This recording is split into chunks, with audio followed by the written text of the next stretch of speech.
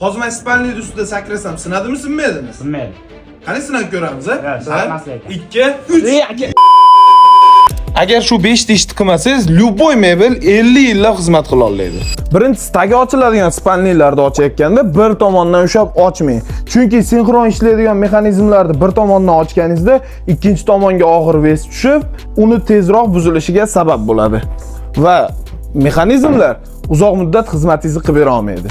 Ikkinchisi, vakuumli eshiklarni o'zingiz qo'lingizda majburlab yopmang.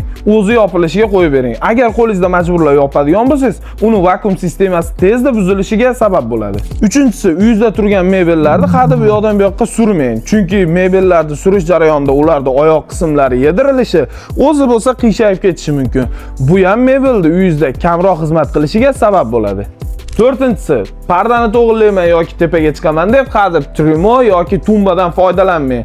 To'g'ri, u siz ustiga chiqqaningizda ko'tarishi mumkin, lekin uni ichki mexanizmlariga yaxshigina zarar yetib boradi. Beshinchisi, gilamni mebel tagiga emas, uni atrofiga soling. Chunki har safar gilamni yuvaman yoki alishtiraman deganingizda mebelni joyidan qo'zg'atishga majbur bo'lasiz.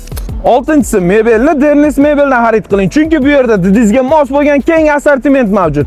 Assortiment bilan tanishish uchun esa kommentariyada plus belgisini qoldiring.